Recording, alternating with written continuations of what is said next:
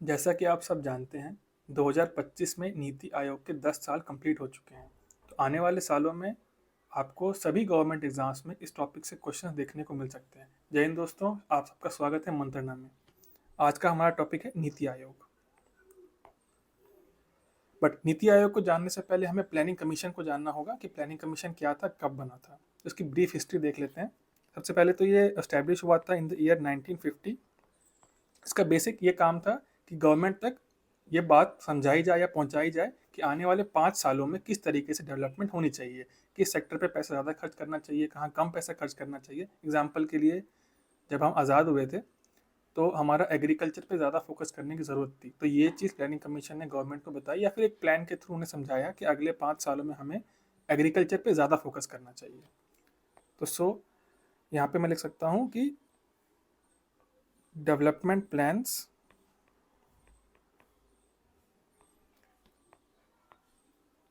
End fund allocation, ये दो basic काम होते हैं 5 ईयर्स। ये 5 साल के प्लान बनाते हैं। आइए आइए इसकी ब्रीफ हिस्ट्री देखते हैं।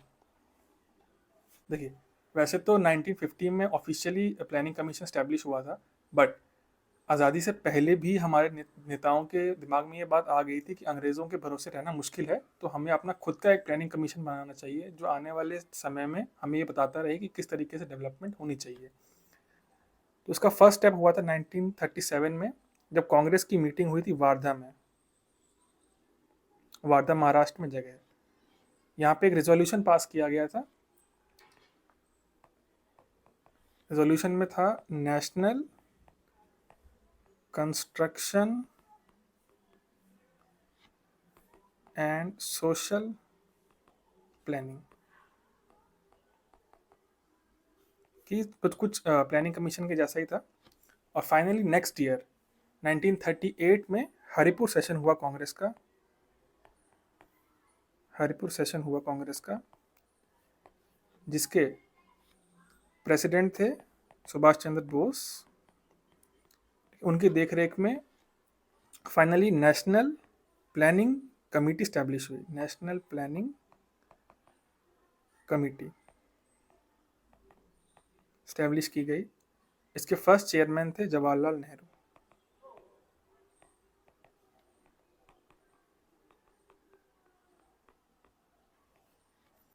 फाइनली 1947 में हम आज़ाद हुए और 2 साल 3 साल के बाद एक planning commission, proper planning commission establish किया गया।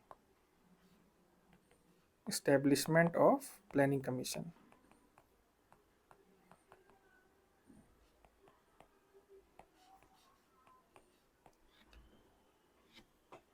क्योंकि उस टाइम के हमारे प्राइम मिनिस्टर नेहरू थे, तो फर्स्ट चेयरमैन, इसके फर्स्ट चेयरमैन भी नेहरू ही थे, जवाहरलाल नेहरू। और लास्ट चेयरमैन यानी कि 2014 तक जो लास्ट चेयरमैन थे वो नरेंद्र मोदी थे। एक पॉइंट यहाँ पे बहुत इंपॉर्टेंट है। जो प्लानिंग कमीशन है वो हमारे कॉन्स्टिट्यूशन में लिखा नहीं हुआ है कहीं भी, ना ही वो किसी लॉ के थ्रू बना है। तो हम ये कह सकते हैं कि it is a non constitutional and non statutory body. ठीक है, it was formed by resolution of a cabinet. इसका मतलब यही होता है कि अगर वो नॉन कॉन्स्टिट्यूशनल है और नॉन स्टैट्यूटरी है, तो जाहिर सी बात है वो कैबिनेट ने एक रिजोल्यूशन के थ्रू उसको बनाया होगा। तो इट वॉज फॉर्म्ड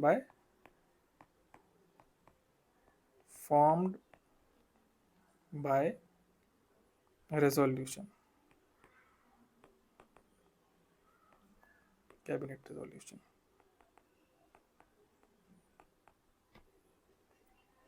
चलिए बढ़ते हैं नेक्स्ट टॉपिक की तरफ। इसके मेंबर्स देख लेते हैं। अच्छा, एक पॉइंट और रह गया इसमें, प्लानिंग कमीशन में एक पॉइंट और नोट करने वाला है यहाँ पे, जो एग्जाम्स में अक्सर पूछा जाता है। Who called planning commission as the economic cabinet of India. Planning commission को इकोनॉमिक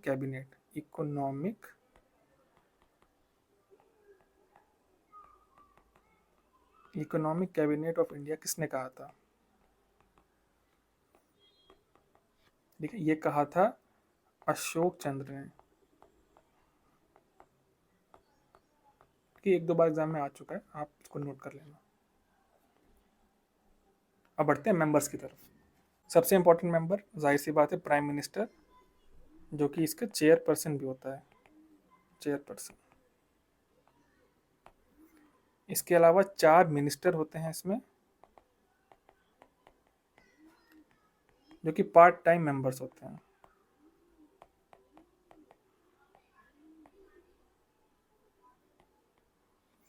इसके अलावा 7 फुल टाइम मेंबर्स भी होते हैं।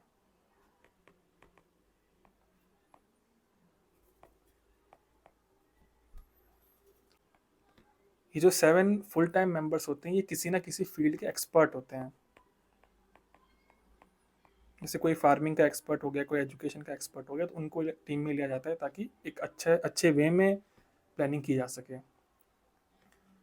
टोटल आपको दिख रहा होगा टोटल 12 मेंबर्स हो गए, ठीक है। और यहाँ पे एक चीज़ और नोट करने वाली है कि प्राइम मिनिस्टर हो गया या 4 मिनिस्टर हो गया, 7 फुल टाइम मेंबर्स हो गए, इनमें स्टेट की इन्वॉल्वमेंट बहुत कम होती है। तो हम ये कह सकते हैं कि इसमें प्लानिंग कमीशन में लिमिटेड स्टेट इन्वॉल्वमेंट होती है।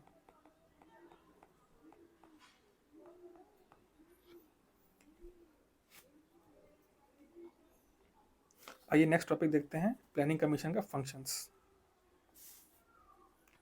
ठीक है, फंक्शन जाहिर सी बात है बहुत क्लियर है कि प्लानिंग कमीशन है तो प्लान ही बनाएगा। तो इट प्रिपेयर्स 5 ईयर प्लान्स। देखिए अब तो बंद हो गया, बट पहले जब ये था तब ये 5 ईयर प्लान्स बनाया करते थे, यानी कि हर 5-5 साल में एक प्लान दिया जाता था, उसके अकॉर्डिंग अगले 5 साल तक गवर्नमेंट काम करती थी। कि जैसे मान लो इस साल बोला कि एग्रीकल्चर पे काम होना है, मान लो कि एक 5 ईयर प्लान आया जिसमें बोला कि एग्रीकल्चर पे देश पे काम करना है, ग्रीन रिवॉल्यूशन है, जो भी है, तो गवर्नमेंट क्या करेगी, अगले आने वाले 5 सालों तक फोकस करके केवल और केवल एग्रीकल्चर पे काम करेगी। और भी टॉपिक्स होते हैं, जैसे एग्रीकल्चर हो गया, इंडस्ट्रीज हो गया, मैं एग्जांपल के लिए बता रहा हूँ कि अगर एग्रीकल्चर पे फोकस करना है तो उस साल अगले 5 साल तक एग्रीकल्चर पे पूरा फोकस रहेगा, ठीक है। सेकेंड पॉइंट है इसका, it acts as an advisory body, ठीक है, ये एडवाइस करती है। अब मोस्टली एडवाइस मान लेते हैं, ऐसा नहीं है कि मतलब एडवाइस किया और ना माने, मोस्टली मान लेते हैं एडवाइजरी बॉडी। और दोनों को एडवाइस करती है, यूनियन को भी एंड स्टेट को भी।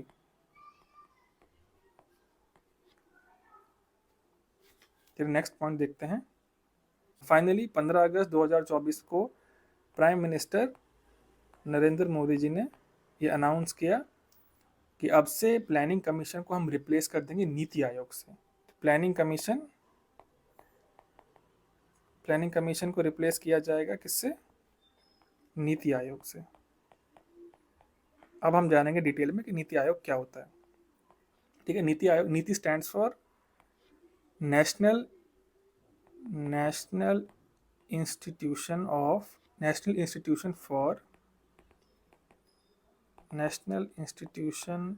For transforming India. इसका मेन जो फोकस रहता है वो इनोवेशन पे रहता है, ये आपको ध्यान रखना है कि मेन फोकस आपका इसका इनोवेशन पे रहता है हमेशा, नीति आयोग का, ठीक है। और 15 अगस्त 2014 को इन्होंने कहा था, और पहली बार ये कॉन्स्टिट्यूट हुआ था 1 जनवरी 2025। और इसकी फर्स्ट मीटिंग हुई थी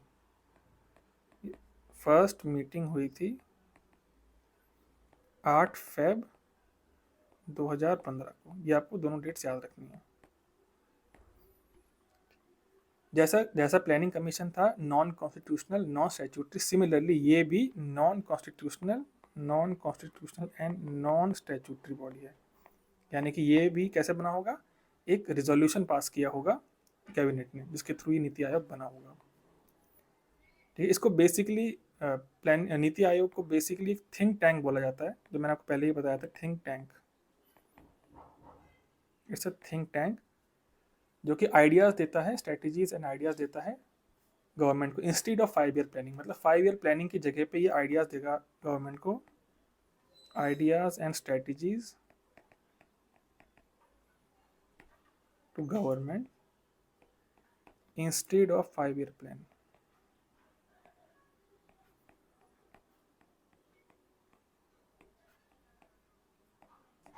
ठीक है, जो आइडियाज़ ये देते हैं वो ऐसे रिजिड नहीं होते हैं कि अगले 5 साल में उन्हें करना ही करना है, या फिर मतलब ऐसे स्ट्रिक्टली नहीं होता है। कभी कभी 3 साल भी होता है, कभी 5, कभी 15, कभी 20 साल तक का एम बनाया जाता है कि आने वाले इतने सालों में हमें ये अचीव करना है। इस तरीके से प्लानिंग होती है।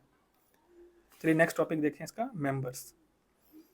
तो इसमें काफ़ी ज़्यादा मेंबर्स होते हैं as compare to planning commission. NITI Aayog में आपके सबसे पहला सबसे इम्पोर्टेंट मेंबर जाहिर सी बात है प्राइम मिनिस्टर होगा। ये आपका चेयरपर्सन भी होता है। इसके अलावा चीफ मिनिस्टर्स भी यहाँ होते हैं, सीएम्स ऑफ ऑल स्टेट्स। इसके अलावा लेफ्टिनेंट गवर्नर्स भी होते हैं ऑफ ऑल यूटीज।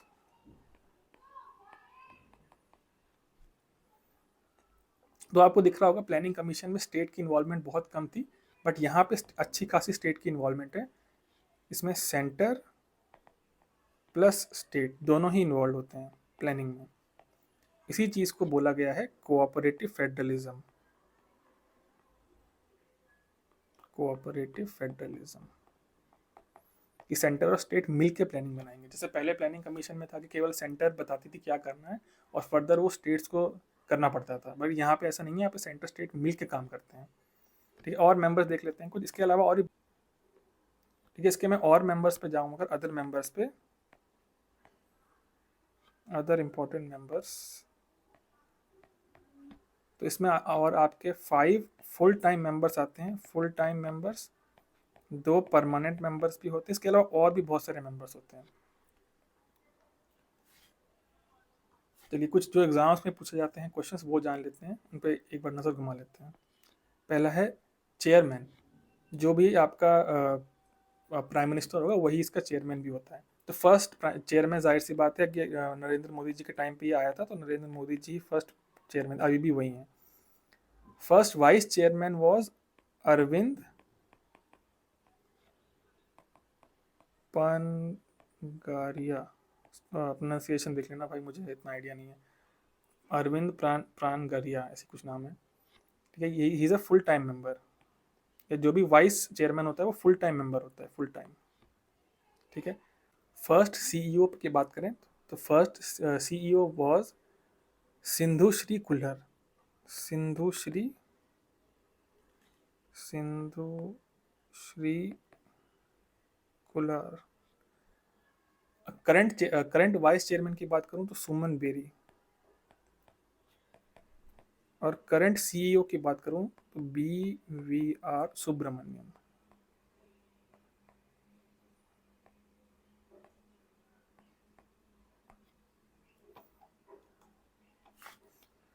चलिए अब कंपेयर करते हैं प्लानिंग कमीशन और नीति आयोग को। यहाँ से ज़्यादा क्लियर हो जाएगा क्या क्या सिमिलरिटीज़ हैं, क्या क्या डिफरेंसेस हैं। देखिए प्लानिंग कमीशन, मैंने पहले बताया था आपको, planning commission prepares 5 year plans. 5 year plan. वहीं जो आपका नीति आयोग है, ऐसी कोई स्ट्रिक्ट प्लानिंग नहीं होती, फ्लेक्सिबल फ्लेक्सिबल प्लानिंग करते हैं। दूसरा पॉइंट है, जो आपका प्लानिंग कमीशन है इसके द्वारा बनाए गए सारे प्लान्स हाईली सेंट्रलाइज्ड होते हैं। Highly centralised, that is small role of state.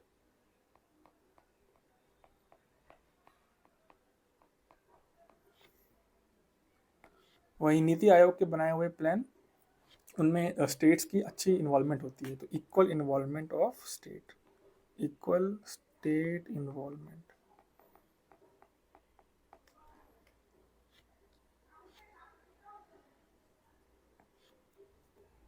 अब आते हैं सबसे इंपॉर्टेंट पॉइंट के ऊपर, जो है क्या अप्रोच फॉलो करते थे प्लानिंग कमीशन और नीति आयोग। तो प्लानिंग कमीशन फॉलो करता है आपका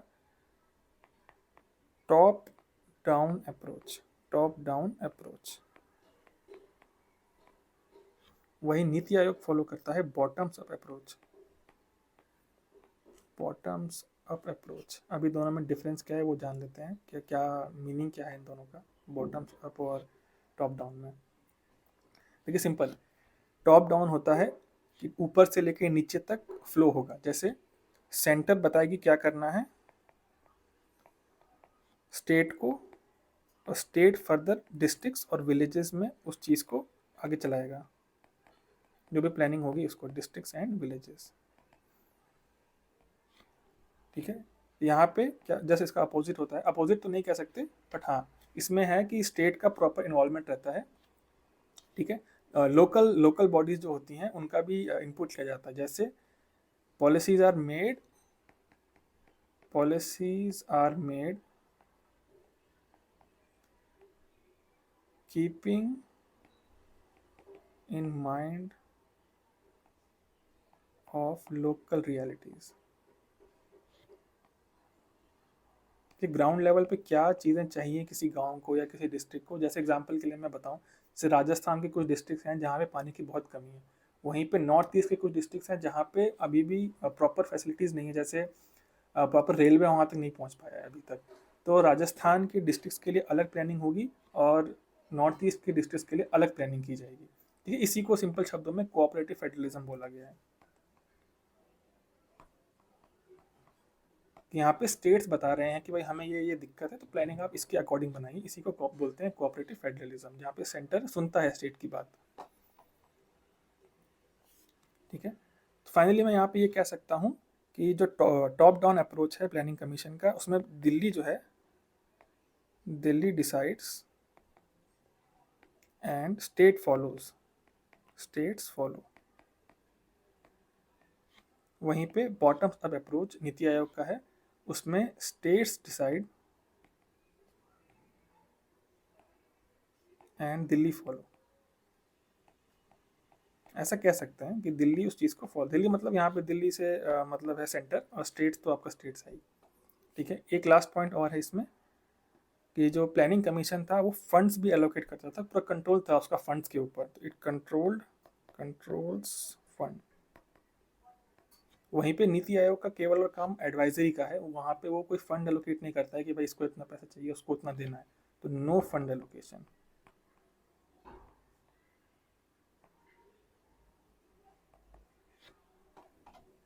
ठीक है, मैं उम्मीद करता हूँ आपको लेक्चर अच्छा लगा होगा। फिर मिलते हैं अगले वीडियो में।